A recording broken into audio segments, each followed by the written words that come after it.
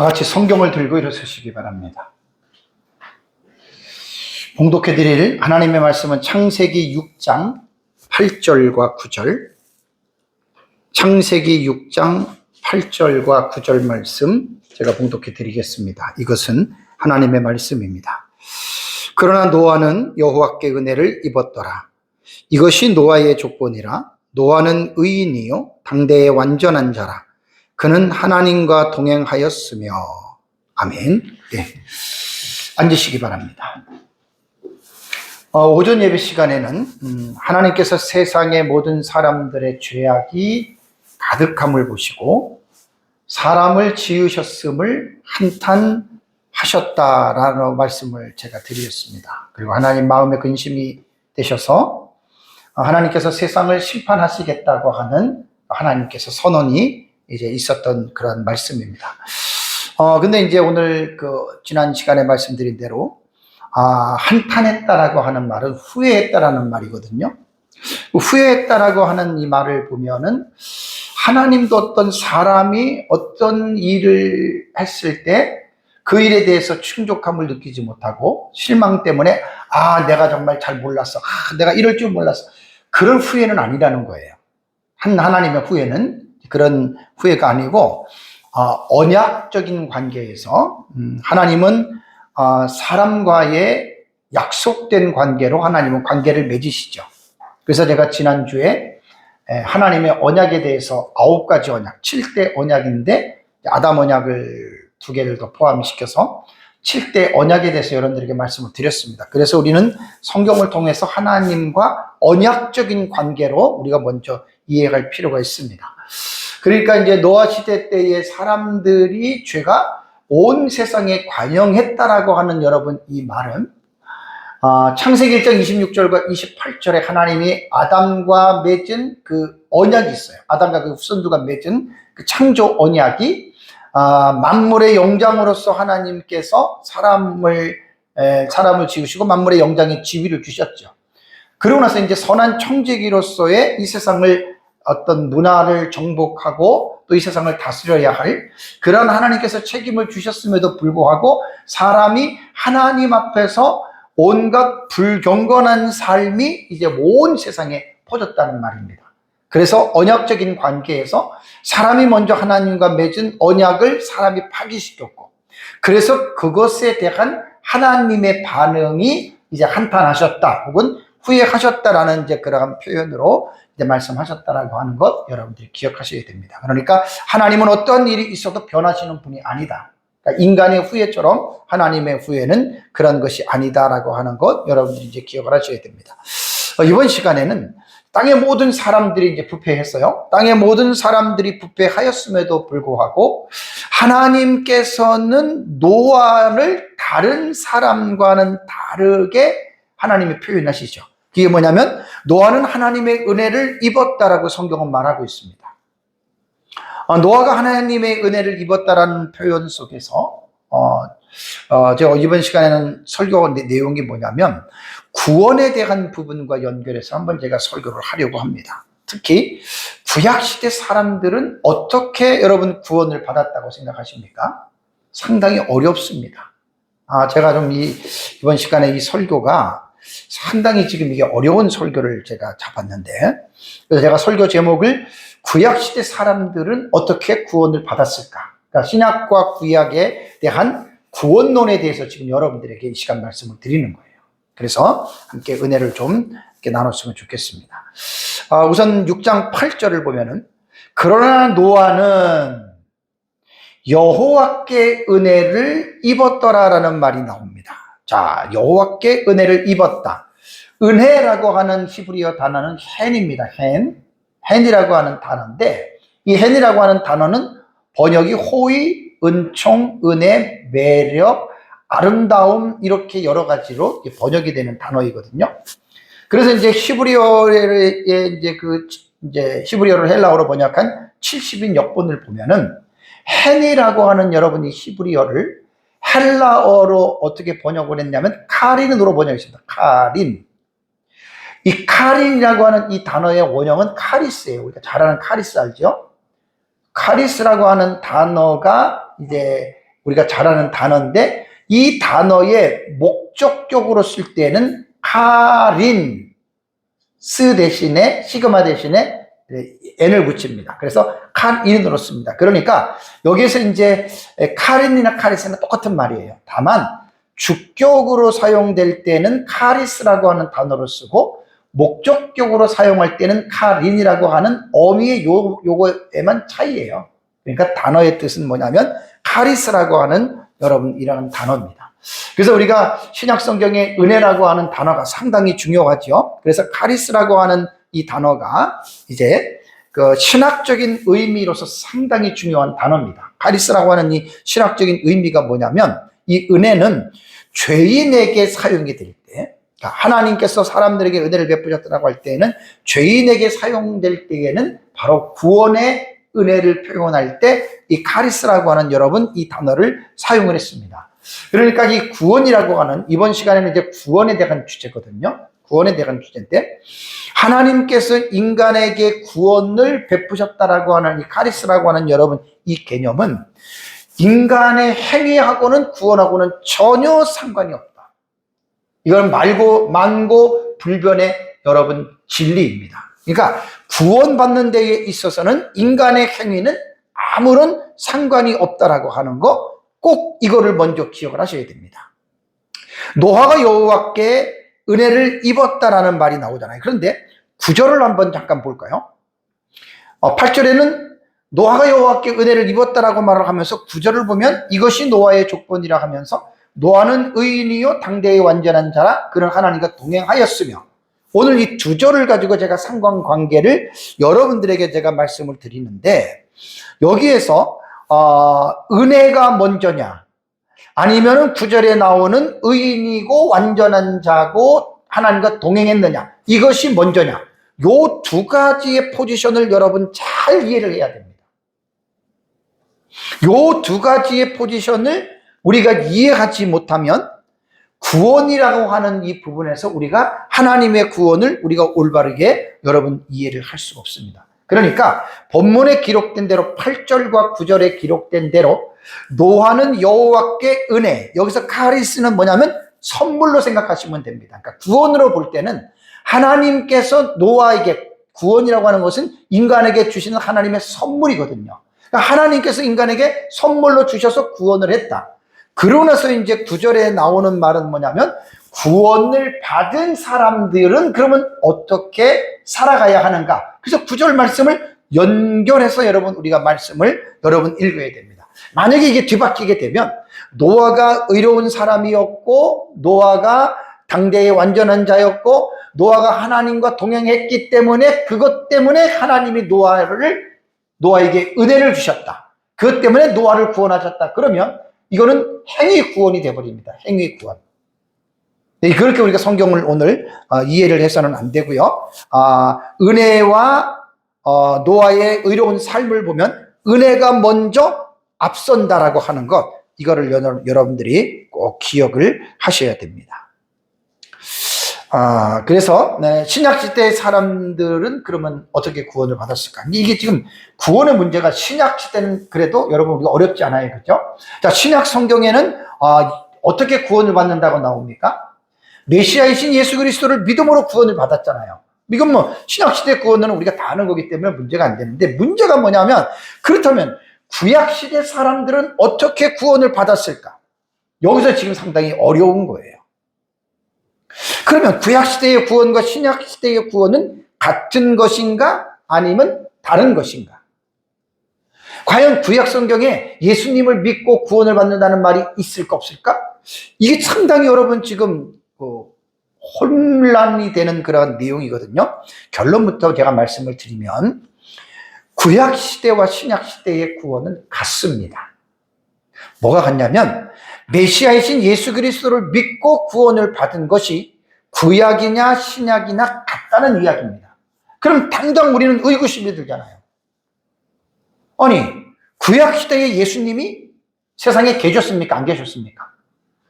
세상에 안 계셨어요. 가끔 이제 천사로서 세상에 나타날 때 이제 성자 하나님이 예표적으로 나타났다고는 이야기를 하지만 예수님께서 구약시대에 그렇게 신약시대처럼 사람의 몸을 입고 예수님께서 구약시대에 세상에 계신 적이 없다는 말입니다. 그렇다면 구약의 구원관과 신약의 구원관이 같다라고 하는 이 의미는 뭐냐면, 구약시대에는 역사를 우리가 이야기할 때 예수 그리스도의 탄생을 기준으로 탄생 전에를 BC라 그러죠. Before Christ. 그리스도 이전. 예수 그리스도께서 탄생하신 이후에는 에노 도미네, AD, 우린 이렇게 부르잖아요. 그러니까 구약 시대의 사람의 특징이 뭐냐면, 오실 예수 그리스도, 장차 오실 예수 그리스도를 믿음으로 구원을 받았다, 이렇게 결론을 내리셔야 됩니다. 신약 시대는 뭡니까? 예수 그리스도가 오셨지요. 오신 예수 그리스도를 믿고 구원을 받은 거예요. 그러니까 구약 시대와 신약 시대의 차이가 있다면, 같은 의미는 뭐냐면 똑같이 예수 그리스도를 믿고 구원을 받았는데, 구약 시대 성도들은 메시아가 오실 것이다, 그러니까 오실 메시아를 보고서 이제 그들은 구원을 받은 것이고, 신약 시대는 오신 메시아를 믿고 구원을 받았다라고 하는 말입니다. 그러면 이제 제가 구원에 대한 부분을, 여기에서 노아는 여호와께 은혜를 입었다라고 하는 말은 뭐냐면 하나님의 호의다. 여기에는 구원의 은혜도 들어갑니다. 구원의 은혜도 들어가고 모든 은혜가 총 이 안에 다 들어갑니다. 하나님이 주시는 선물이 여기에 다 지금 들어가거든요. 그러면 이제 노아가 그러면 오실 메시아, 오실 예수를 믿고 노아가 구원을 받았다라고 여러분 우리가 가정을 한다면, 그렇다면 구약 시대의 사람들은 정체성으로 우리가 이것 먼저 짚고 넘어가야 돼요. 구약 시대 사람들은 과연 어떤 사람인가? 자, 구약 시대 사람들은요, 모두가 다 신약과 마찬가지로 죄인입니다. 세상에 태어나고 존재하는 이게 지금 사람의 정체성이에요.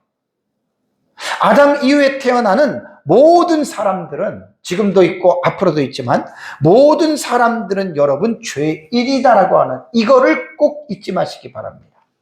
죄에 대한 이 시작이 뭐냐면 행위 언약, 지난주에 말씀을 드렸습니다. 창세기 2장 16절과 17절에 하나님께서 행위 언약을 아담과 맺죠.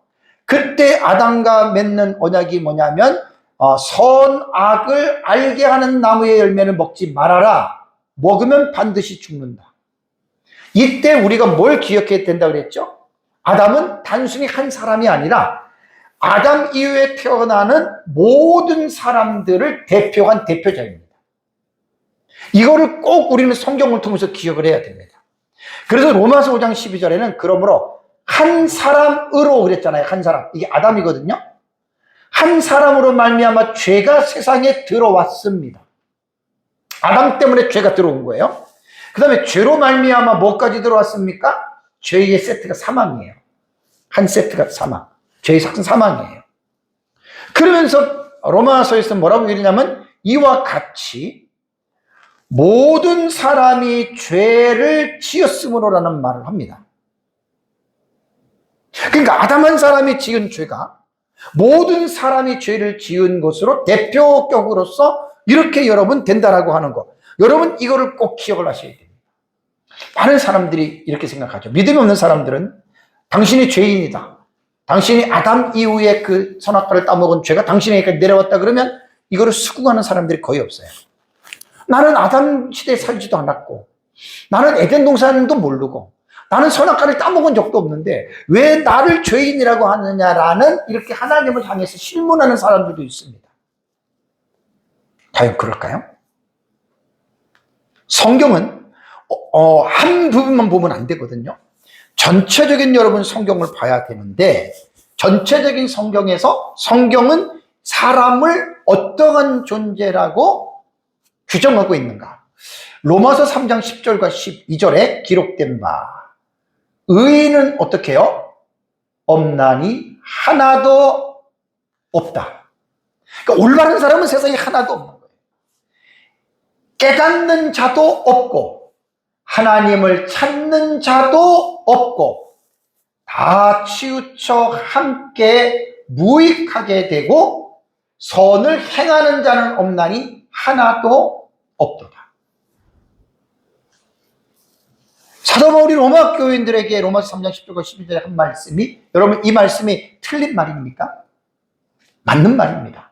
하나님의 말씀이 맞는 말입니다. 선을 행하는 자는 없나니 하나도 없습니다.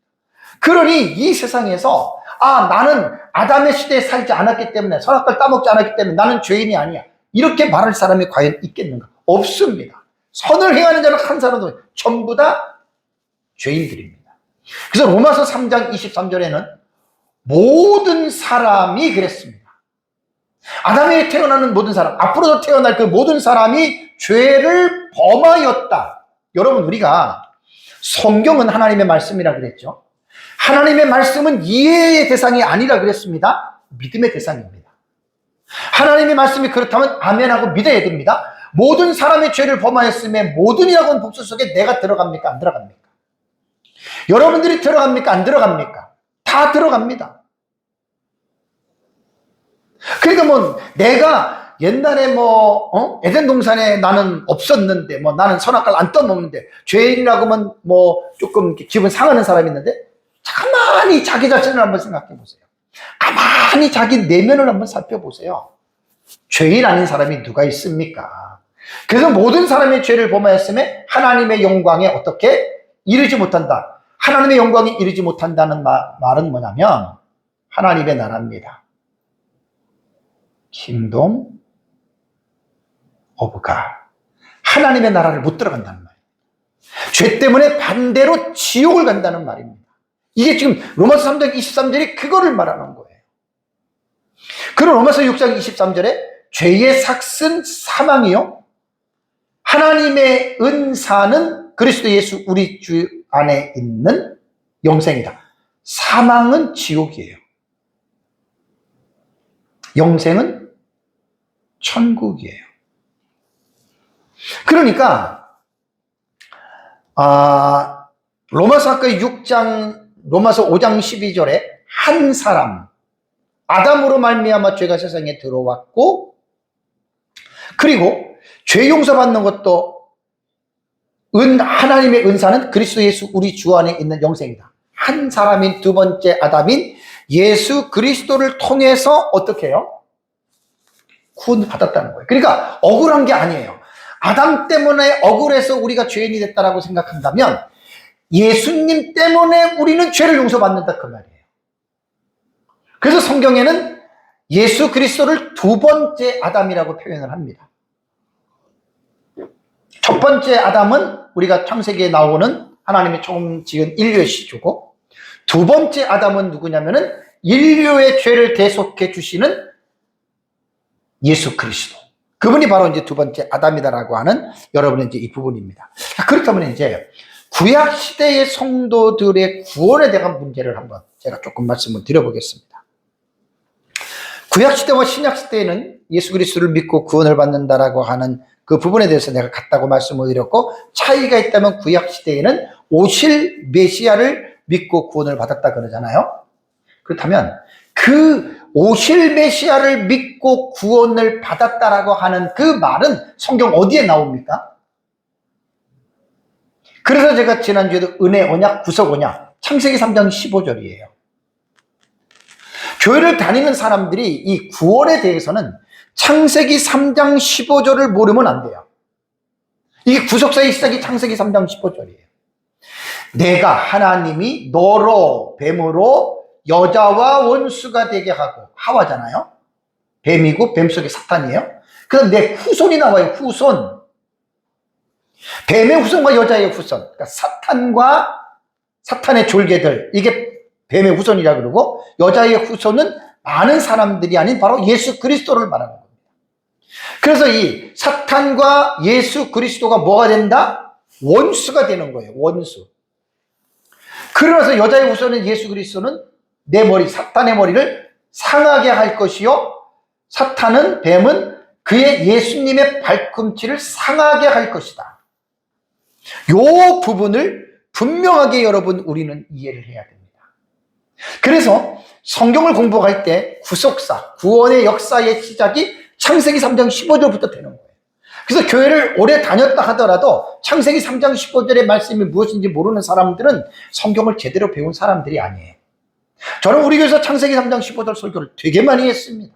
하나님 나라 시리즈에서도 몇 번 했고 아예 1시간에 하고 그전에도 하고 정말 저는 창세기 3장 15절을 되게 많이 강조합니다. 왜냐하면 창세기 3장 15절에 여인의 후손에 대한 이 부분이 이해가 되어져야 창세기 3장 15절부터 죄인을 구원하시는 구원에 대한 문제가 쫙 점진적으로 이게 시작이 되는 거예요. 꼭 여러분 이 부분을 기억하십시오.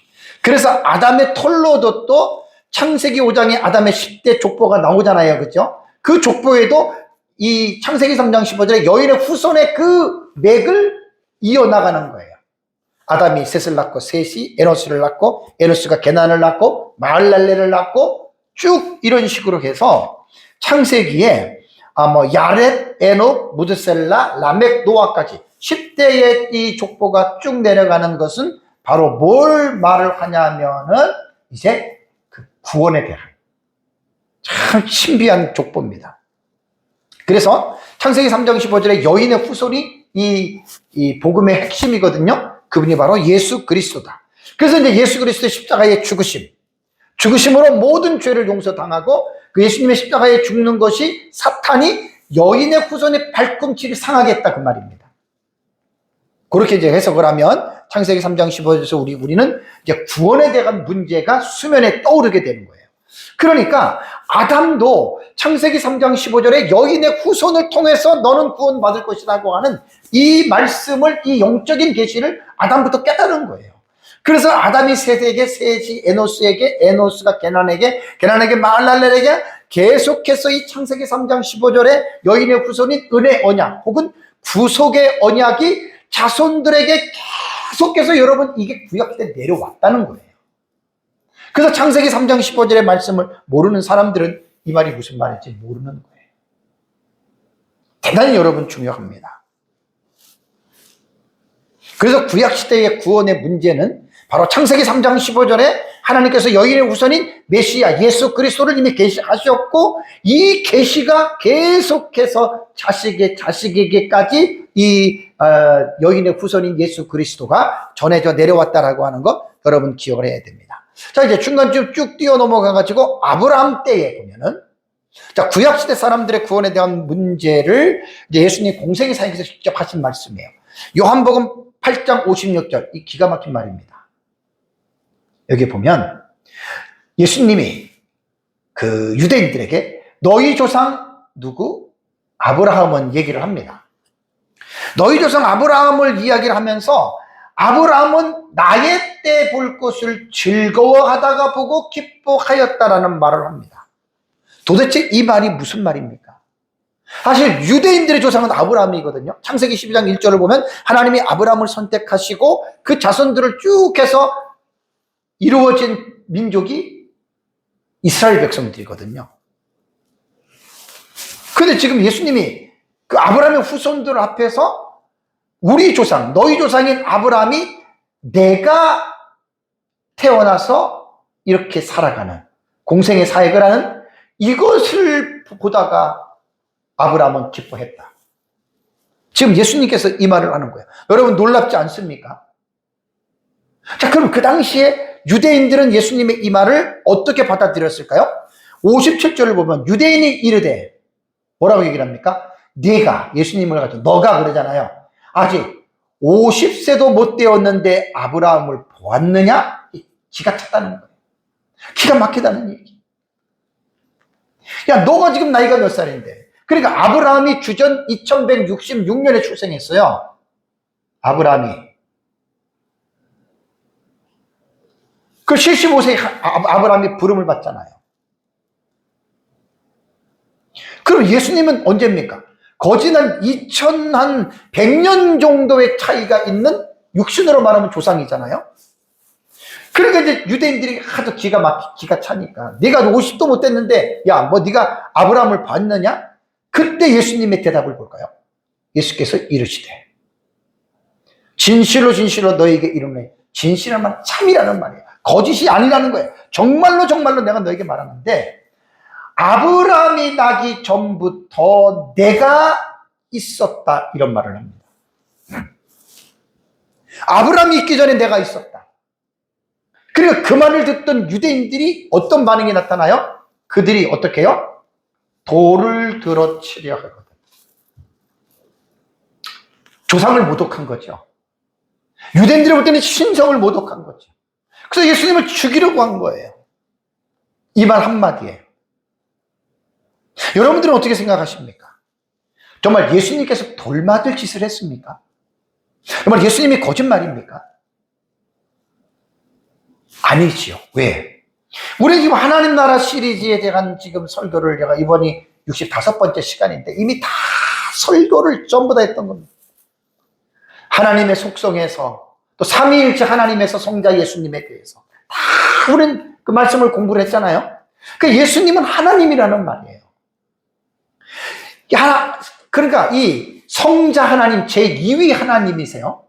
이 하나님이신데 이 성자 하나님이 구원 계획을 보면은 서로 성부, 성자, 성령 삼위 하나님의 구원에 대한 그 계획이 있잖아요. 그 말씀을 알아야 되는 거예요. 그러니까 그 계획대로 예수님이 세상에 오신 거죠. 그럼 예수님은 세상에 사람의 몸을 입고 오기 이전에 예수님은 하나님이셨단 말이에요. 그리고 아담이 범죄하고 나서 창세기 3장 15절에 여인의 후손 속에 예수 그리스도가 계시되어진 거예요. 그 유대인들은 하나님도 알지 못하고 성경도 알지 못하는 그러한 사람이었습니다. 예수님의 말은 맞는 말이거든요. 그래서 아브라함은 바로 메시아가 오실 것, 세상에 사람의 몸을 입고 오실 그 메시아를 보고 기뻐하고 즐거워했다. 아브라함이 예수님 믿고 구원받은 거예요. 그러면 아브라함만 그랬을까요? 아담도 그랬습니다. 창세기 5장에 나타난 아담의 10대 톨로도시 있잖아요. 그 사람들이 전부 다 여인의 후손 믿고 구원받은 거예요. 그러니까 세상에 오실 이제 그러한 부분입니다. 그래서 우리는 구약시대의 구원의 문제는 사실 되게 어렵고 되게 까다로워요. 참 이게 말하기 힘든데 그래서 제가 지금 정리를 한번 해보는 겁니다. 자, 구약시대에 나타난 구원에 대한 계시가 의식법에 나타납니다. 의식법. 이거는 뭐냐면 타이폴로지라 그래요. 타이폴로지. 이게 모형론이에요. 그림자와 실물의 관계예요. 자, 구약시대에 나타난 이 제사법은 되게 중요합니다. 그 제사법은 뭐냐면 번제, 소제, 희생제, 속건제, 화목제 있잖아요. 그죠? 여러분 그 구약 성경에 나타난 특히 짐승의 제물로 드리는 제사는 실물이 아니에요. 그게 타이포예요. 타이포. 모형이에요. 모형. 그림자예요. 그래서 히브리서 10장 11절과 12절과 14절을 보시면 제사장마다 매일 서서 섬기며 자주 같은 제사를 드리되 그랬어요. 이 제사는 언제나 뭡니까? 죄를 없게 하지 못하거니와 그랬습니다. 이게 뭐냐면 구약의 제사장들이 백성들이 하나님 앞에 나와서 예물을 드릴 때 자기 죄를 고백하고 짐승의 피를 잡아가지고 하나님 앞에 드릴 때에 그 순간은 죄를 용서받는 그러한 의식이 될 수는 있었습니다. 그런데 그것은 언제나 죄를 없게 하지 못해요. 오늘 하면 오늘 끝나고 내일 하면 또 내일 또 해야 돼요. 그러니까 쉽게 말하면 구약시대에 대한 이 제사는 뭐죠? 유한된 거예요. 제한적이라는 말이에요. 그런데 히브리서 저자는 뭘 강조하려냐면 그 유한하고 한정적인 제사와 오직 그 다음에 그리스도는 죄를 위하여 한 영원한 제사를 드리시고 하나님 우편에 앉으사 이런 말을 했습니다. 한 번에 영원한 제사를 드렸다. 에토니먼트예요. 한 번, 한순간. 근데 그 제사가 영원한 거예요. 한 번의 드림으로 끝났어요. 이 세상에서 구약시대에 드려지는 제사는 오늘 드리면 내일 또 드리고 모레 드리고 계속해서 드려야 되는데 예수님은 한 번의 제사를 드리시고 영원한 제사 끝났습니다. 그게 예수님이 제사 드린 게 뭐죠? 십자가에 죽으신 사건이에요. 피 흘림이 없은 즉 죄사함이 없다라고 말을 했잖아요. 그러니까 예수님께서 십자가에 죽으신 그 자체가 구약시대의 짐승들이 인간의 죄를 위해서 영원하지는 않지만 그때그때 죽어주신 그 제사가 예수님은 한 번의 십자가에서 죽는 그 희생으로 말미암아 영원한 제사를 끝냈다.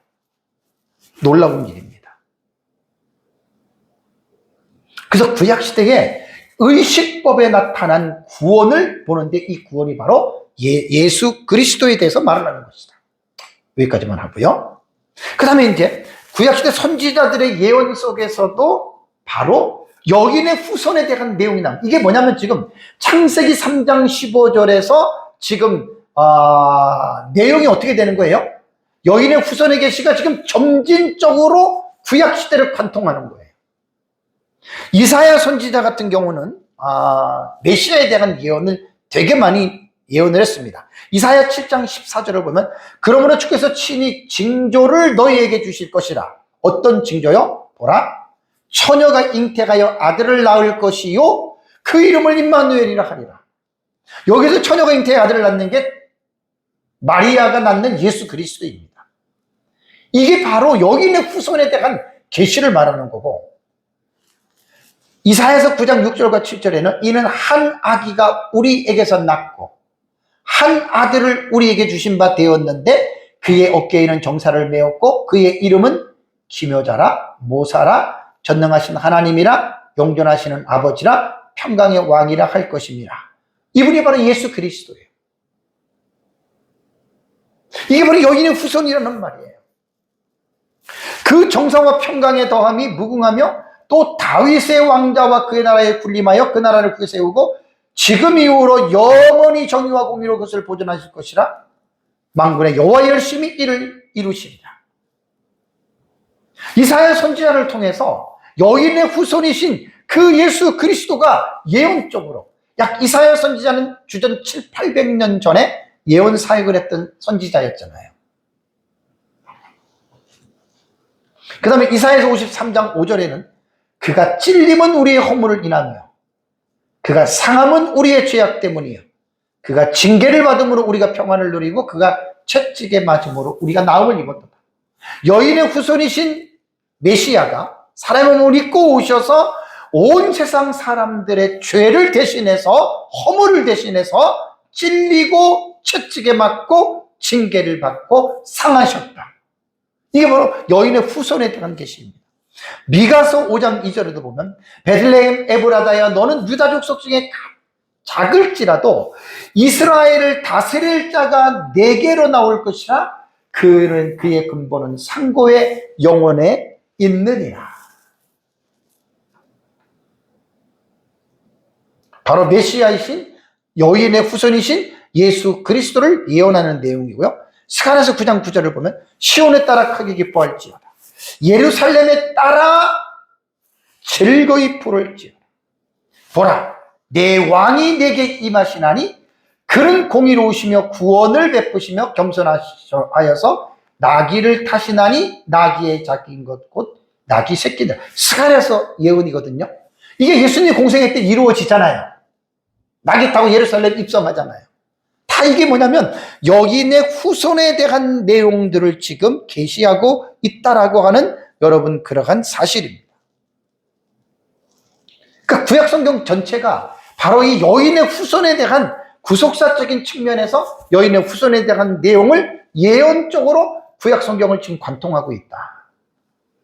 신약 성경에도 예수님 자신이 마태복음 20장 28절을 보면 인자가 온 것은 예수님이 여인의 후손으로 오셨잖아요.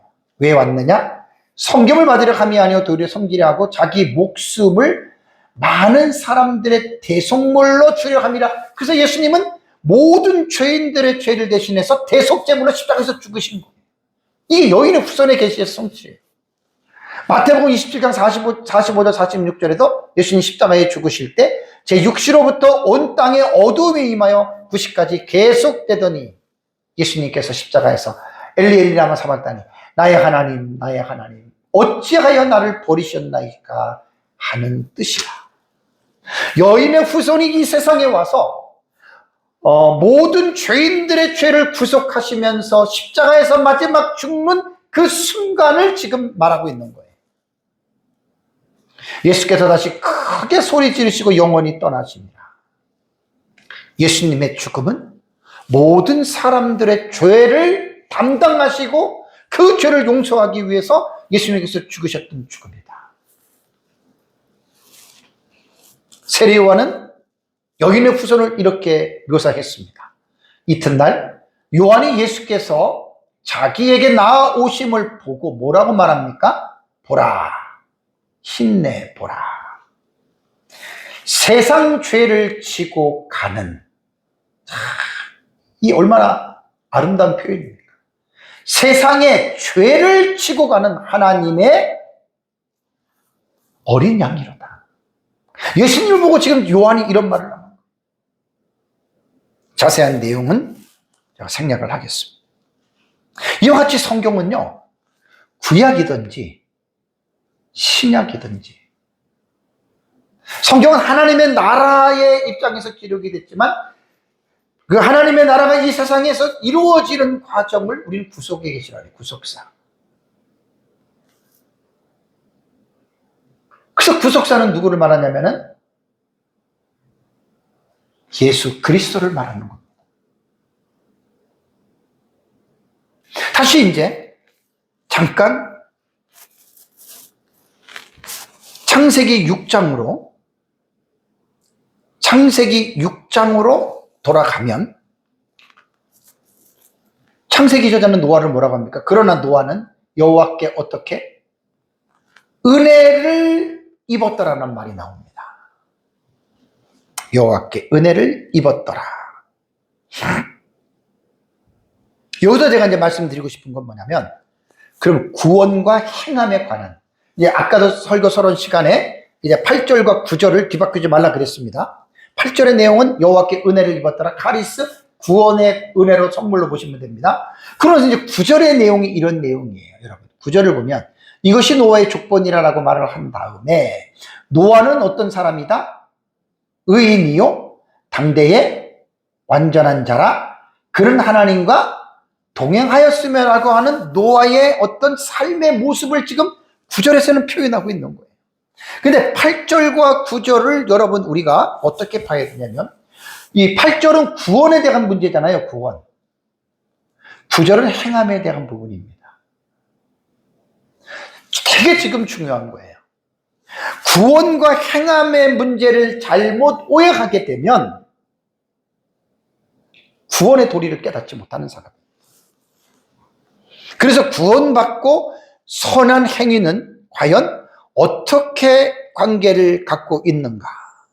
그래서 제가 아까 말씀드릴 때에 기록된 대로 8절과 9절은 은혜가 먼저입니다. 은혜가 먼저고, 쉽게 말하면 구원이 먼저고, 그 다음이 의인이요 완전한 자고 하나님과 동행하는 삶을 살았다라고 하는 이 노아의 삶을 통해서 이제 여러분 우리가 구원은 정리가, 이 믿음과 행함에 대한 부분이 여러분 정리가 이제 될 수가 있습니다. 자, 그러면 노아에 대한 의로운 행위 세 가지를 잠깐 넘어갈게요. 자, 노아는 의인이라 그랬잖아요. 의인이라고 하는 말은 이시 차티크예요. 이시는 사람이에요, 사람. 차티크는 의롭다. 의인, 의로운 사람이에요. 의라고 하는 여러분이 차티크는 뜻이 의로운, 공정한, 올바른으로 번역이 되는 단어입니다. 구약 성경에서 이 차티크는 약 200개 이상의 많이 나오는 단어거든요. 그런데 이 차티크는 근본적으로는 원래 이 의라고 하는 이 단어는요, 윤리적 도덕적인 표준과 크게 다르질 않아요. 윤리적 도덕적인 표준도 여기에 담고 있다라고 하는 말입니다. 그래서 이 차티크라고 하는 여러분 이 형용사가 하나님을 향해 사용될 때에는 이것은 하나님의 성품을 논할 때, 하나님은 의로우신 분이다. 예레미야가 1장 18절에 여호와는 의로우시다 이렇게 말을 하잖아요. 하나님이 성품에 대해서 말을 하는 거예요. 그 다음에 또 하나는 하나님께서 행하시는 모든 행위를 말할 때 하나님의 행위는 의롭다 이렇게 말하는 거예요. 시편 145편 17절 보면은 여호와께서는 그 모든 행위에 어떻게 의로우시며 그랬습니다. 여러분, 하나님이 하시는 일은 의롭습니다. 지난주에 제가 노아 홍수에서 간단하게 서론적으로 말씀을 드릴 때, 하나님께서 노아 시대에 이제 다음 주 설교하겠지만 물로써 홍수로 다 심판을 하십니다. 여러분, 하나님이 모든 인류의 죄인들을 홍수로서 심판하실 때 그게 의로운 것입니까? 불의한 일입니까? 여러분.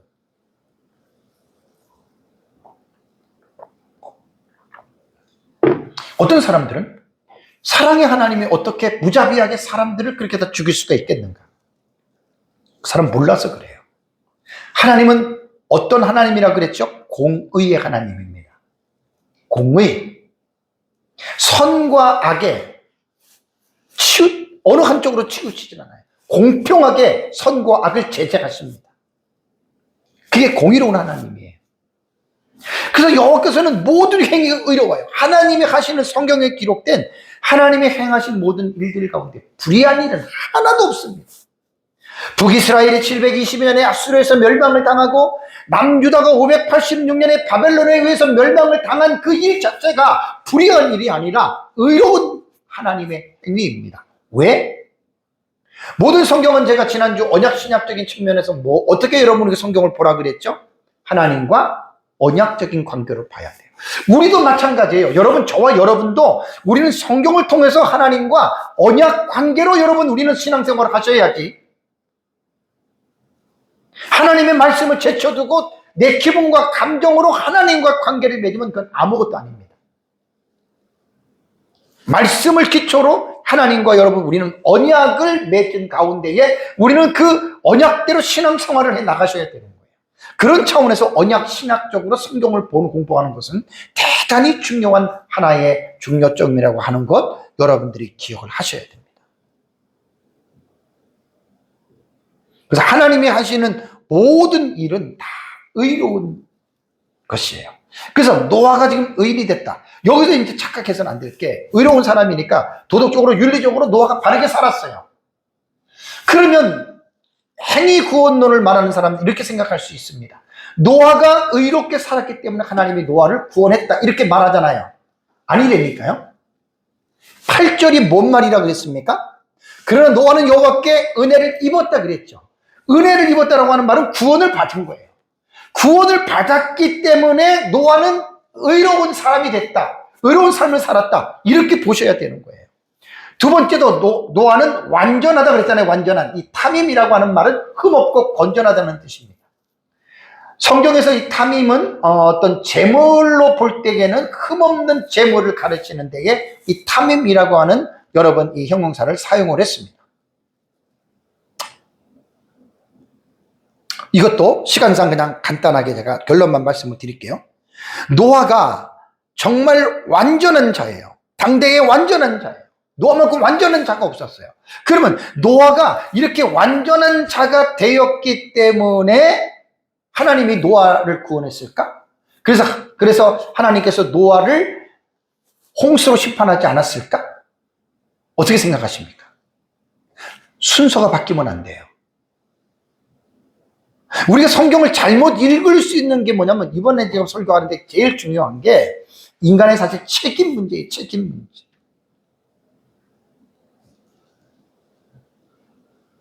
노아가 완전한 자였기 때문에 하나님이 노아를 살려줬다. 틀리지는 않지만 그 부분을 잘 이해를 하셔야 됩니다. 자, 노아는 먼저 은혜를 받은 거예요. 8절에. 노아는 여호와께 은혜를 받았어요. 은혜를 받아, 노아도 사실 죄인으로 태어났거든요. 노아도 죄인으로 태어났어요. 근데 하나님의 은혜를 받은 자였기 때문에 노아는 당대의 완전한 자가 됐고, 세 번째는 하나님과 뭐 했다? 동행했다. 히트 할라크. 에녹이 하나님과 동행할 때 히트 할라크라 그랬죠? 히트 파일이에요. 이건 강조형이에요. 중간태라 그랬죠? 자기 자신을 위해서 능동적으로 하나님과 동행하는 삶을 살았습니다. 에녹도 마찬가지입니다. 억지가 아닙니다.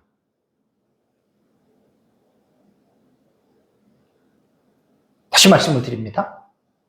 노아가 하나님과 동행했기 때문에 하나님께서 노아를 살려줬다. 우리 그렇게 봅니다. 물론 틀린 것은 아닌데 원론적으로 볼 때는 그렇게 해석하면 안 돼요. 이게 이제 구원론에서 여기서 이제 많은 사람들이 혼란이 생겨가지고 이 구원에 대해서 지금 인간의 책임을 지금 완전히 지금 무시하는 그런 경우들도 있습니다. 다시 말씀을 드리면 노아는 여호와께 은혜를 받았기 때문에 그 은혜를 받은 결과로 하나님과 동행하는 이러한 복된 삶을 살았다. 여러분, 이렇게 보셔야지 맞습니다. 자, 신구약 시대에 구원과 행함에 대한 문제를 먼저 제가 정리를 할게요. 이거 지금 되게 지금 중요한 건데, 에베소 2장 8절과 10절은 너희는 지난주에도 말씀드렸어요. 그 은혜에 의하여 은혜가 있었고 믿음으로 말미암아 구원을 받았다 그랬습니다. 그 믿음이라고 하는 것이 뭐예요? 뭘 믿었냐고요? 대상이 있어야죠. 이 대상이 은혜예요. 은혜가 뭐라 그랬죠? 예수님께서 십자가에서 우리를 위해서 죽으신 것이, 그것이 하나님의 선물, 기프트예요. 이게 그레이스예요. 그러니까 하나님이 죄인들을 위해서 예수님을 먼저 십자가에서 못 박아 죽이시고 모든 죄를 거기에다가 전가하신 다음에 그거를 믿으라고 한 거예요. 예수를 믿으라. 그걸 믿으라고 한 거예요. 그래서 은혜가 전제가 된 가운데에 믿음이 있어야 구원을 받는 거지. 은혜가 없는데 믿음으로 구원받았다 그러면 도대체 뭘 믿고 구원받는 게 말이 안 되는 거예요. 그러니까 노아의 삶에서 8절에서 노아는 여호와께 은혜를 입었더라. 그 은혜를 받았다. 하나님의 구원을 받았기 때문에 노아는 의로운 자가 됐고 완전한 자가 됐고 노아는 하나님과 동행하는 자. 순서 그대로 읽어야 됩니다. 에베소서도 똑같은 거예요. 이것은 뭐라 그랬습니까? 너희에게서 난 것이 아니라 그랬잖아요. 구원받은 거는 인간의 노력이나 어떤 인간의 선행이 아니라는 말이에요. 인간의 산물이 아니에요. 구원은 뭐예요? 기프트 오브 갓이에요. 하나님의 선물이라. 그리고 9절에 다시 한번 설명을 하잖아요. 부연 설명을 하잖아요. 행위에서 난 것이 아니다. 너네가 구원받은 것은 행위에서 난 것이 아니다. 행위는 뭐죠? 인간의 노력, 선행, 잘남. 이는 누구든지 뭐라고요? 자랑하지 못하게 합니다. 여러분, 구원은 인간이 자랑할 게 하나도 없습니다. 그러면서 10절에 뭐라 그랬습니까? 우리는 믿음으로 구원받은 자는 하나님이 그가 만드신 바라. 어떻게 하나님 우리 만드신 줄 아세요? 그리스도 예수 안에서, in Christ예요. 그리스도 예수 안에서 선한 일을 위하여 지으심을 받았습니다. 그러니까 구원받은 자는 하나님께서 왜 구원했느냐? 그 사람, 지옥 갈 사람을 하나님께서 구원하고 천국에 보내놓고 구원시켜놓고 그 사람 잘 먹고 잘 살려고 구원한 게 아니에요. 선한 일을 위하여 구원시킨 겁니다. 이 일은, 선한 일을 행하는 이 일은 하나님이 전에 예비하사 우리로 그 가운데서 어떻게 행하게 하려고 하나님이 창세전에 이것을 선택한 거예요. 자, 여기서 이 순서를 뒤바뀌면 큰일 납니다. 선한 일을 행했기 때문에 구원을 받은 게 아니죠. 구원을 받았기 때문에 선한 일을 행했다는 말이에요. 이 순서를 절대로 잊어버리면 큰일 납니다. 그러니까 노아도 9절의 노아의 그 아름다운 세 가지 행위가 은혜를 받을 조건이 아니라 은혜를 받은 그 이후에 나타나는 결과라고 하는 것 여러분들이 이제 기억을 하셔야 됩니다. 그래서 신약 성경도 똑같이 말하는 거예요. 행위로 구원받은 게 아니라 구원받았기 때문에 너희들은 하나님이 왜 구원했느냐? 너희들 선하게 살려고, 착하게 살려고. 그래서 여러분, 구원론에서 제일 어려운 부분이 뭐냐면 믿음과 행위예요. 믿음과 행위. 믿음과 행위를 사람들이 많이 착각을 합니다. 이 부분을 명확하게 여러분들이 깨달으셔야 됩니다.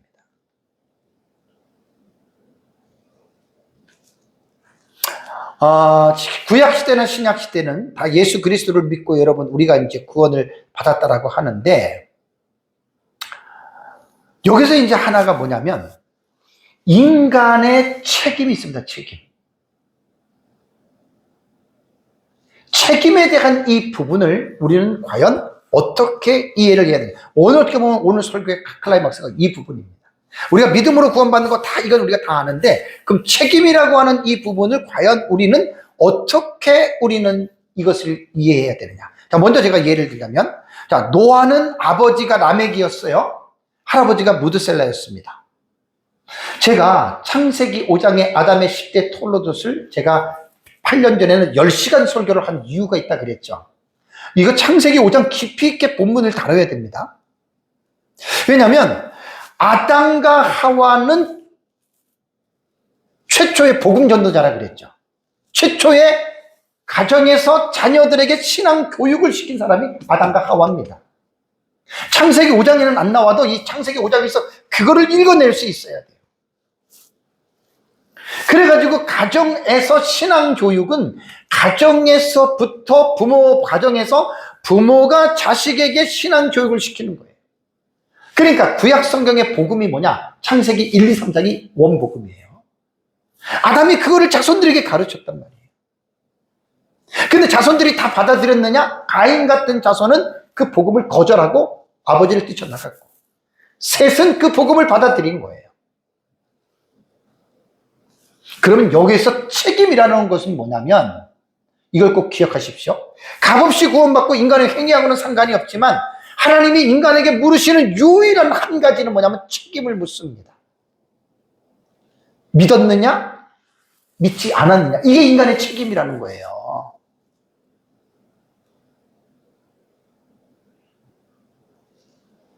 책임을 무시하면 모든 잘못을 하나님에게 다 덮어씌웁니다. 신학 사상의 입장에서 칼빈주의 분파의 극단적인 칼빈주의가 있습니다. 극단적인 칼빈주의. 이게 바로 하이퍼 칼빈주의자들입니다. 하이퍼 칼빈이즘이에요. 하이퍼. 고칼빈주의라고 해요. 높다는 거예요. 이 사람들은 말 제목에서 말하면 극단적입니다. 극단적.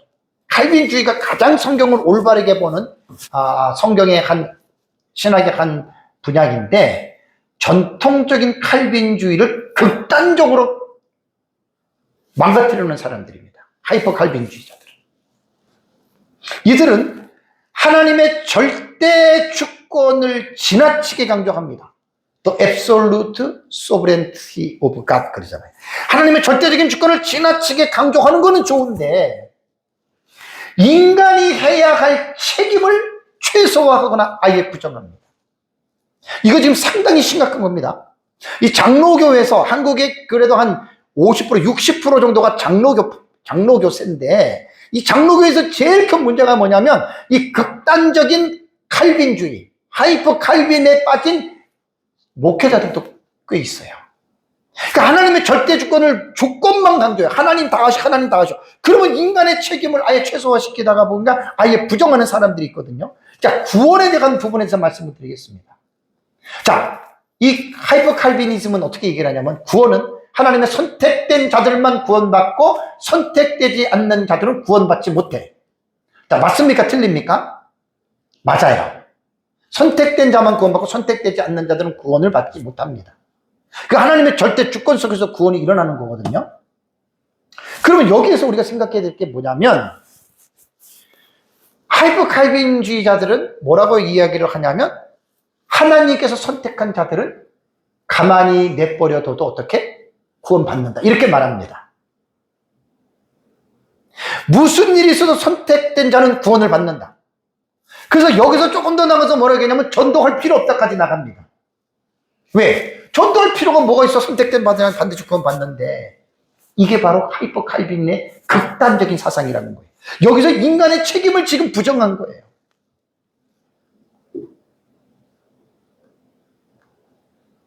근데 성경은, 여러분, 칼빈은 그렇게 가르치지 않았습니다. 그렇게 가르치지 않았습니다. 성경을 봐야 돼요. 고린도전서 1장 21절을 보십시오. 고린도전서 1장 21절에는 하나님의 지혜에 있어서는 이 세상이 자기 지혜로 하나님을 알지 못하므로 하나님께서 전도에 미련한 것으로 믿는 자들을 구원하시기를 기뻐하셨도다. 뭘 말하는 거죠? 하나님은 구원받을 자를 무엇을 통해서 구원을 받게 하십니까? 전도입니다. 그러니까 하나님의 선택된 자는 가만히 있어도 구원받는다? 아닙니다. 그러니까 극단적인 칼빈주의라고 해서 이단이라고도 그래요. 극단적인 사람들.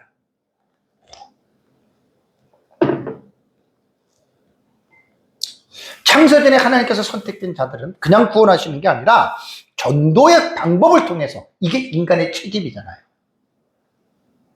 예수님을 믿으십시오. 그게 인간이 해야 될 일이란 말이에요. 이게 하나님의 구원의 절대적인 주권에 인간을 하나님이 사용하시는 거예요. 예수를 믿으십시오라고 우리는 복음을 전할 때 듣는 사람은 어떻게 해야 돼요? 아멘하고 믿는 것이 인간의 책임이라는 얘기예요. 이거를 부정하면 안 된다는 거예요. 하이퍼 칼비니즘들은 하나님의 사랑에 대해서, 하나님의 사랑은 불택자들에게는 주어지지 않고 택자들에게만 하나님의 사랑이 주어졌다. 극단적이에요. 하나님은 불신자들에게도 비를 내리시고 태양빛을 하나님 비춰주죠. 택자들에게만 하나님이 태양빛을 쏘라고 합니까? 일반 은총의 영역도 부정하는 거예요. 하이퍼 칼비니즘들은. 그 성경을 잘 보셔야죠. 극단적으로 치우치는 것은 그것이 결코 옳은 것이 아닙니다. 죄인들이 구원받는 일에 하이퍼 칼빈주의자들이 말하는 것 같이 하나님의 절대적인 주권만 강조하고 인간의 책임을 무시한다면 여러분, 사람이 왜 지옥에 가죠? 여러분, 이거 되게 좀 중요한 말입니다. 여러분, 사람이 왜 지옥 가요? 하나님이 선택하지 않아서 지옥 간 거죠. 그럼 지옥 가는 건 누구 책임이죠? 하나님에게 있는 거예요. 이게 지금 하나님의 구원을 잘못 지금 이해하고 있는 거예요, 사람들이. 너무나 하나님의 주권, 너무나 하나님이 다 하신다, 이것만 강조하면서 인간의 책임 자체를 무시하고 인간의 책임 자체를 두 손 딱 놓고 있으면서 하나님 다 하실 거야. 이거는 하나님을 이상한 하나님으로 만들어가는 거예요. 분명히 선택된 자와 불택자가 있기는 합니다. 그러나 여기서 인간의 책임이라고 하는 것들이 들어가지 않으면 다 지옥 가는 건 하나님 책임이야. 볼까요? 마가복음 16장 15절 16절에 또 이르시되, 예수님이 뭐라고 했습니까? 지상 명령했어요. 너희는 온 천하에 다니면 만민에게 복음을 전파하라 그랬더니 이게 인간의 책임이에요. 자, 복음을 전해요. 복음을 전했을 때 믿고 세례를 받는 사람은 어떻게 해요? 구원 얻어요.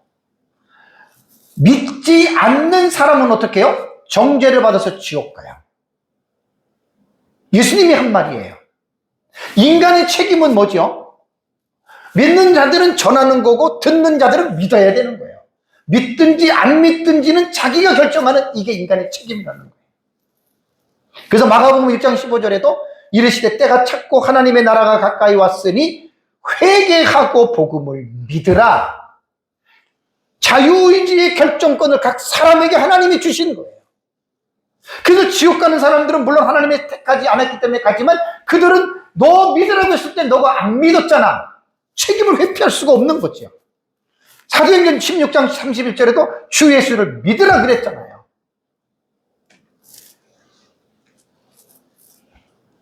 그래서 우리는 인간의 책임 문제를 절대로 무시해서는 안 됩니다.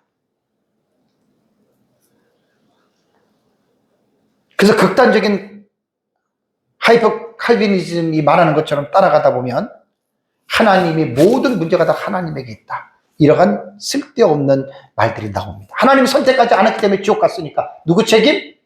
하나님 책임이죠. 절대 그렇지 않습니다. 그래서 여러분, 우리 사람들이 뭘 우리가 먼저 여러분 이해를 해야 되냐면, 모든 사람은 죄인입니다. 이게 인간의 정체성이에요. 모든 사람은 죄인이고, 죄인이기 때문에 우리는 지금 죽어도 지옥 가는 거, 오브코스, 물론 당연한 거예요. 당연한. 여기서 이제 한 가지만 제가 말씀을 드릴게요. 그러면 복음을 듣지 않고 죽은 사람들은 지옥 가는 게 억울하지 않느냐? 아닙니다. 로마서 1장 18절 20절을 보시면 하나님의 진노가 불의로 진리를 막는 사람들의 모든 경건하지 않음과 불의에 대하여 하늘로부터 나타나나니, 하나님의 심판이 나타나는 거. 불의한 사람들, 이는 하나님을 알만한 것이 그들 속에 보여요. 그런데 하나님이 그들에게 보이셨어요. 그게 뭐냐면 창세로부터 그의 보이지 않은 것들과 그의 영원하신 능력과 신성이 어디에 나타납니까? 그가 만드신 만물에 분명히 보여 알려졌나니. 세상 사람들 밖에 나가면은 하나님 만드신 우주 만물 다 보잖아요. 그곳에 하나님이 자신을 계시하신 거예요. 이게 일반 운총 속에서 자연을 통해서 하나님이 자신을 계시하신 거예요. 그러므로 그들이 핑계하지 못할지. 이순신 장군이 살던 시대에 그때 복음을 듣지 못한 사람들 지옥 갔는데 그 사람들 지옥 간 게 억울하지 않느냐? 복음을 안 들었는데 어떡하느냐? 아니에요. 아담 이후에 이미 죄가 이미 정가가 됐기 때문에 그냥 하나님 구원 안 하고 지옥 가도 당연한 거예요. 그 하나님을 신문할 필요가 전혀 없어요. 그리고 이순신 장군 살 때에 우주 만물이 있었잖아요. 사람들이 우주 만물을 보았어요. 분명히 보여 알려졌어요. 핑계할 수 없어요. 그들의 책임입니다. 자기가 하나님을 선택하지 않는 거예요. 자, 물론 선택과 선택하지 않은 것에 따라서 구원에 대한 명함이 갈리는 것은 맞습니다.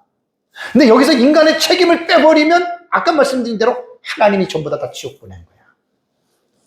성경을 잘 보세요. 인간은 책임적인 존재를 지었어요. 하나님이 아담을 지을 때도 책임적인 존재를 지어서 창세기 2장 16절 17절에 행위 언약을 맺었잖아요. 자유의지를 줬잖아요. 따먹지 말아라. 먹으면 죽는다. 우리도 마찬가지예요. 우리도 지금 자유의지를 모든 사람에게 믿든지 안 믿든지 다 있어요. 그리고 우리는 복음을 전하잖아요. 예수를 믿으라고. 사람들이 듣고 안 믿고 믿고 책임입니다. 그래서 이 책임, 하나님의 구원을 하나님의 절대적인 주권 속에서 인간의 책임을 빼버리면 이거는 잘못된 사람이고, 하나님의 절대 주권 속에서 인간의 책임을 같이 함께 여러분 이렇게 간다면 하나님을 우리가 뭐라고 따질 이유가 없다는 이야기입니다. 오늘은 이제 이 구원에 대한 이 부분, 참 이게 정말 어려운 내용입니다. 구약시대 사람들은 어떻게 구원을 받았을까? 핵심적으로 몇 가지 여러분들에게 좀 말씀을 드렸는데 그 부분들을 여러분들이 잘 이해하시고, 특히 하나님의 절대적인 주권을 강조하면서도 인간의 책임을 빼버리면 이거는 하나님의 구원을 잘못 말하는 거예요. 그래서 인간의 책임을 잘 기억하면 하나님이 우리를 선택하지 않아서 지옥 갔다 이런 말이 안 나와요. 우리가 믿지 않았기 때문에. 그게 바로 선택받지 않는 자들이다, 이런 결론이 나옵니다. 그렇게 생각을 하시고 우리 구원에 대한 문제를 잘 이해하고 믿음으로 승리하시기를 주님의 이름으로 축복합니다. 우리 함께 기도하겠습니다.